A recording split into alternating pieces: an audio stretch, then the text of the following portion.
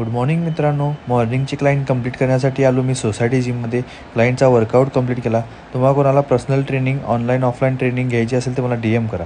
घरी आल्यानंतर एग्स आणि ओट्स बनवले. एग आणि ओट्सचा मील कंप्लीट केला.